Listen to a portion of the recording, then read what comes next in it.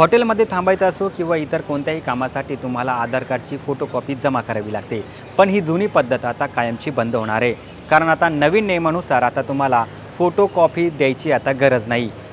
हे नवीन नियम नेमकं काय आहे समजून घेऊ आपण या व्हिडिओमधून। नमस्कार, मी सलमान शेख आणि आपण पाहताय ABP माझा।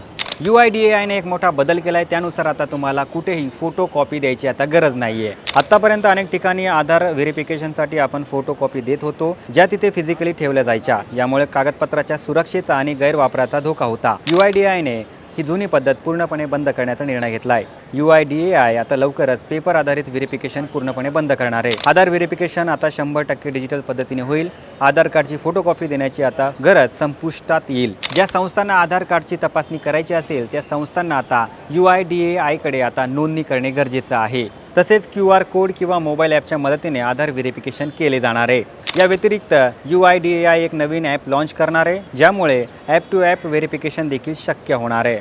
तर मित्रांनो, UIDAI ने आधार कार्डबाबत घेतलेला हा निर्णय तुम्हाला कसा वाटला आम्हाला कमेंट करून नक्की कळवा आणि जास्तीत जास्त लोकांपर्यंत हा व्हिडिओ शेअर करा आणि पाहत रहा ABP माझा। ABP माझा, उघडा डोळे बघा नीट।